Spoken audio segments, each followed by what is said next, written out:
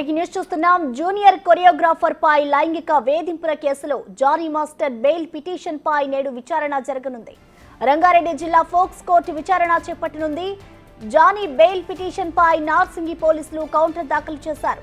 Case విచారణ జరుగుతున్న సమయంలో బెయిల్ ఇవ్వొద్దని కౌంటర్ వేశారు. కేసు కీలక విచారణ దశలో ఉన్నందున జానీ మాస్టర్ కు బెయిల్ ఇస్తే సాక్షులను ప్రభావితం చేసే అవకాశం ఉంటుందంటున్నారు పోలీసులు.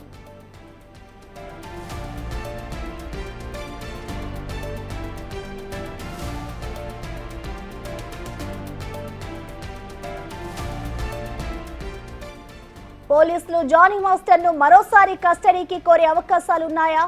ఆయన నుంచి పోలీసులు కావాల్సిన సమాచారం పూర్తిగా పొందారా అనేది తెలియాల్సి ఉంది. రంగారెడ్డి జిల్లా కోర్టు జానీ బెయిల్ పిటిషన్ ను కొట్టివేసిన వెంటనే జానీ మాస్టర్ పై కోర్టుకు వెళ్లే అవకాశాలున్నట్టు తెలుస్తోంది.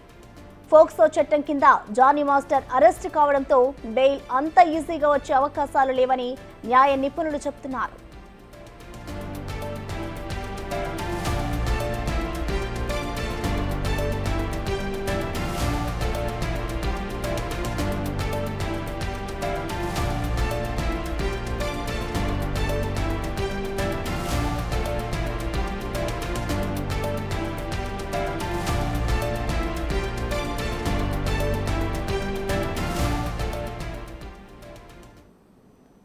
దీనికి సంబంధించిన కంప్లీట్ డీటెయిల్స్ ని మా ప్రతినిధి సురేష్ లైవ్ ద్వారా అందిస్తారు. సురేష్, చెప్పండి, ఇవాళ జానీ మాస్టర్ బెయిల్ పిటిషన్ పై అయితే కోర్టులో విచారణ జరగబోతోంది. మరి జానీ మాస్టర్ కి బెయిల్ వస్తుంది అనుకోవచ్చా సురేష్?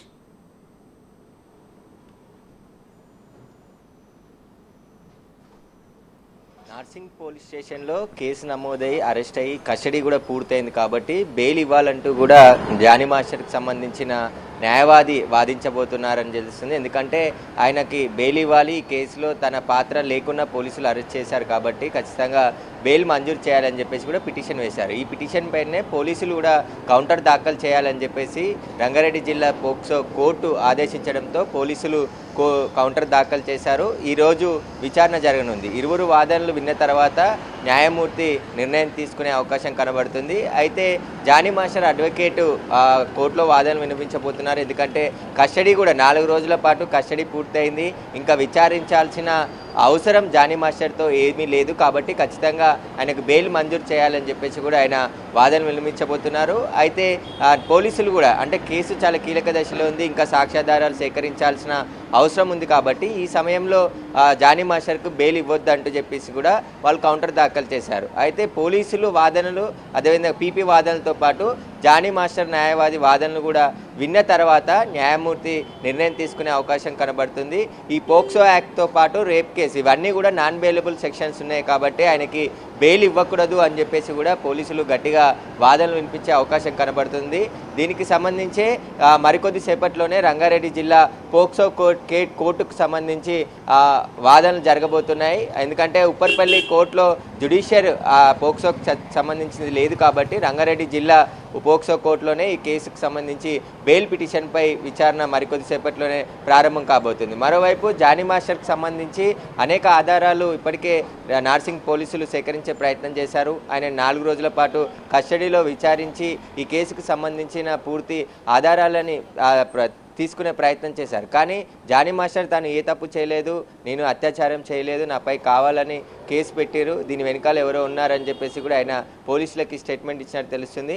ఆ జానీ మాస్టర్ కన్ఫెషన్ స్టేట్మెంట్ను కూడా పోలీసులు కోర్టుకు సమర్పించడం జరిగింది. దానికి సంబంధించి కోర్టు విచారణ అనంతరం బెయిల్ ఇస్తుందా లేదంటే రిమాండ్ ఆల్రెడీ ఈ నెల అక్టోబర్ 3 వరకు కూడా ఉంది కాబట్టి ఆ బెయిల్ మళ్ళీ రిమాండ్ పొడిగించే అవకాశం ఉందా అనేది కూడా తెలియబోతుంది. దీనికి సంబంధించి జానీ మాస్టర్ న్యాయవాది మాత్రం ఖచ్చితంగా బెయిల్ మంజూరు చేసే విధంగా వాదనలు వినిపించే అవకాశం కనబడుతుంది.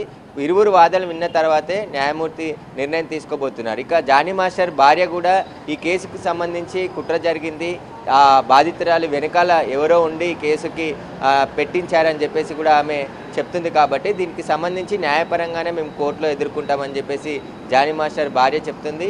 ఇక అత్యాచారం జరిగింది, తనకు మైనర్ ఉన్న సమయం నుంచే జానీ మాస్టర్ తనపై లైంగిక దాడికి పాల్పడ్డాడని చెప్పేసి బాధితురాలు ఫిర్యాదులో పేర్కొంది. ఆమె ఇచ్చిన ఆధారాలన్నిటిని కూడా కోర్టుకు సబ్మిట్ చేశారు పోలీసులు. థాంక్యూ సురేష్.